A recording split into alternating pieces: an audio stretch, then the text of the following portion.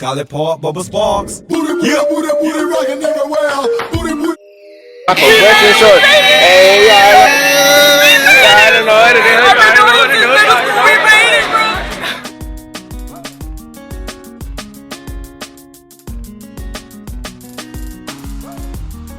Alright, so YouTube, for this video I'm going to talk about the difference between phlebotomist and lab technician. The reason why I wanted to do this video is because I feel like most people don't really know the difference between the two. Whenever you go on the website and you start looking for jobs as far as for phlebotomy, they may have like laboratory technician or medical laboratory technician 1 and 2, and you probably don't know exactly what those mean, so I'm gonna get right into it. Now, I have had my experience with phlebotomy when I worked at a plasma center. Also with being a medical assistant, you have plenty of phlebotomy experience. So phlebotomy, you guys may know a lot more about. If you don't, I'll be sure to leave links down below to kind of let you guys know my history as far as for the role that I played with phlebotomy, so that can kind of help you. But needless to say, phlebotomists and lab technicians usually work in hospitals and laboratories to take samples from patients. So as far as for blood work, any type of urine sample, any type of sample that deals with specimens, that's what the both are for. Their work is very similar. However, phlebotomists only work with blood, while lab technicians usually work with different bodily fluids, including blood. So basically, you're only entitled to blood with phlebotomists, and you're entitled to other body fluids and also blood when working with lab technician. As far as for phlebotomists, the education requirements would be post-secondary certificate or diploma. Me personally, I just have kind of like a diploma as far as for phlebotomists, or shall I say I basically got a certificate of completion. So that's basically what I did. I just kind of went to like a course, kind of get my hands-on experience, and I ended up taking a test, and then she kind of just made you kind of certified as far as for that way.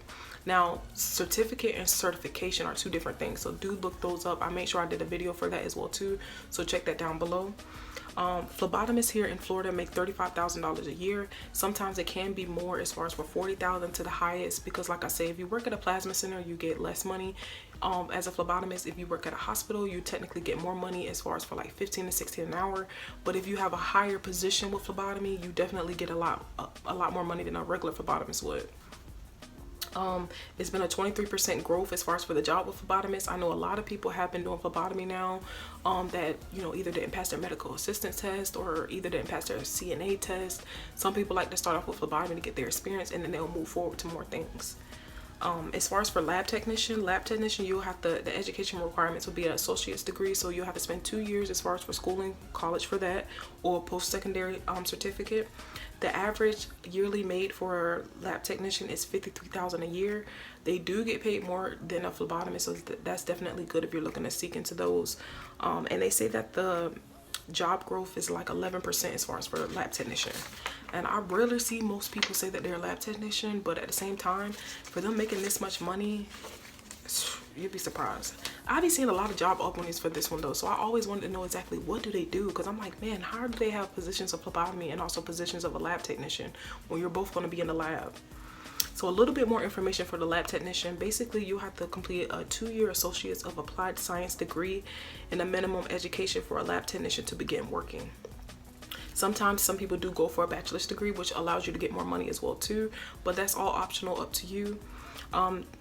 Most of the classes most of the courses that you'll be taking for a laboratory technician would be clinical chemistry, medical terminology, body fluid chemistry.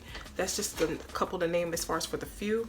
At the minimum, lab technicians are required to complete a Associates of Science degree, and then some students will then go ahead and pursue their career as far as for that. Do I feel as if like it's hard to get into laboratory technician? I definitely don't. If you had your experience as far as for phlebotomy and you don't like it, I would definitely upgrade to laboratory technician. But like I said, I don't really hear much people talk about this one. I haven't really seen as much videos like that on YouTube for this one. So if you're into the field as far as for a laboratory technician, do comment down below and let me know what you think. Do you like it? Do you definitely feel like it's worth going to school? That's just a couple of questions. I'm pretty sure most people probably have questions as far as for Another thing is, I also want to know, if you guys are a lab technician, what's the next step for you? Because most people, say for instance, when you move up, so say for instance, most people start off as a CNA, then they'll move over to a nurse. With starting off as a phlebotomist and then move over to a lab technician, what's the next step? Like, what do you really want to become? Is there any way of moving up? Is there any type of way to kind of upgrade on what you're doing? Those are questions that I kind of want to know.